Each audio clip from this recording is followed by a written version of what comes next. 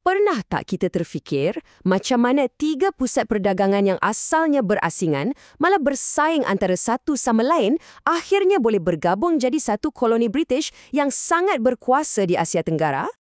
Okey, jom kita selami kisah ni. Ini cerita tentang cita-cita besar, strategi yang boleh kata agak licik dan macam mana sebuah empire dibina sampai boleh mengubah terus landscape Asia Tenggara. Baiklah, soalan pertama, apa sebenarnya yang buat British sanggup datang jauh-jauh ke Kepulauan Melayu ni pada hujung abad ke-18? Jawapannya senang je sebenarnya. Semuanya berkisar tentang perdagangan. Semuanya berpunca daripada lebuh raya laut zaman tu, laluan perdagangan dengan China yang sangat-sangat lumayan. Bayangkan, kapal-kapal penuh dengan teh, sutera dan porselin semuanya lalu ikut Selat Melaka. Jadi, sesiapa yang kawal Selat Melaka, dia kawal segalanya. Jadi, untuk betul-betul kuasai laluan ni, British perlukan tiga benda. Satu pusat untuk kumpul semua barang dagangan dari Kepulauan Melayu. Dua, pelabuhan yang selamat untuk kapal-kapal diorang singgah. Dan yang paling-paling penting, satu pangkalan tentera laut, ialah untuk pertahankan semua ni daripada pesaing diorang macam Belanda dan Perancis.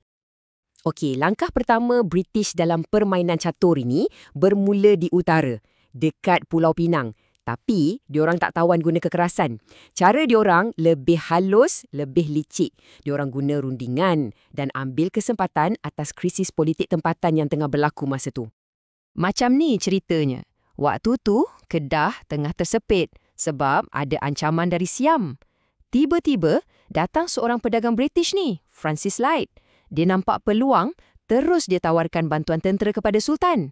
Balasannya, dia cuma minta izin untuk buka penempatan di Pulau Pinang. Bunyi macam deal yang bagus kan?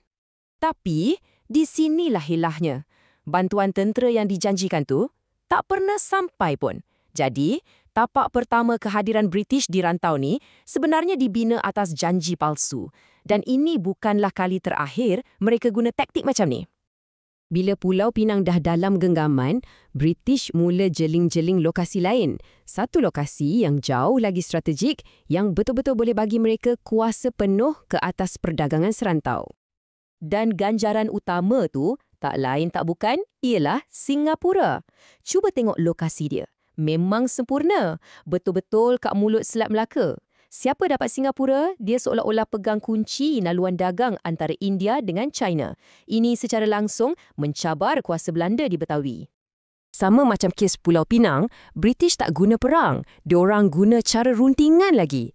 Melalui dua perjanjian penting, sikit demi sikit, mereka ubah satu pertempatan kecil jadi hak milik mutlak British. Boleh kata mereka beli kedaulatan pulau tu untuk selama-lamanya.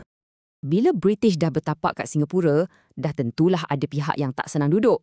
Siapa lagi kalau bukan kuasa Eropah paling dominan dekat rantau ni masa tu, iaitu Belanda. Sekarang kita ada dua gergasi Eropah yang hampir-hampir nak berkonflik di Asia Tenggara. British yakin Singapura ni lombong emas, manakala Belanda nampak ia sebagai ancaman terus. Sesuatu mesti dibuat cepat sebelum meletus jadi perang. Dan cara penyelesaiannya akan mengubah peta rantau ni buat selamanya. Jadi, tujuan perjanjian ni bukan setakat nak selesaikan isu Singapura. Ia sebenarnya lebih besar dari tu. Ia tentang membahagikan Kepulauan Melayu antara mereka berdua supaya tak perlu bergaduh di Eropah. Cuba kita fikir sekejap. Satu garisan je yang dilukis atas peta di London, tapi garisan itulah yang memisahkan dunia Melayu. Garisan itulah yang akhirnya menjadi asas kepada sempadan negara moden Malaysia dan Indonesia. Dalam perjanjian tu, ada pertukaran wilayah. British serahkan Bangkahulu di Sumatera kepada Belanda. Sebagai balasan, British dapat Melaka. And just like that, ketiga-tiga pemata Selat Melaka, Pulau Pinang, Melaka dan Singapura, sekarang semuanya di bawah satu bendera. Jadi, bila Pulau Pinang, Melaka dan Singapura semua dah dalam tangan British, apa langkah logik yang seterusnya? Mestilah satukan semuanya. Dan itulah yang berlaku pada tahun 1826. British menggabungkan ketiga-tiga wilayah ini, Pulau Pinang, Melaka dan Singapura, dan menjadikannya satu unit pentadbiran yang baru yang lebih tersusun dan semestinya lebih berkuasa. Unit baru inilah yang kita kenali sebagai negeri-negeri selat. Kenapa diorang buat macam ni? Tujuannya mudah saja, nak cipta satu hub ekonomi dan politik yang super efisien untuk jaga kepentingan British. Bila pentadbiran dah seragam dan dasar pelabuhan bebas diguna pakai di semua tempat, lagilah ramai pedagang akan datang.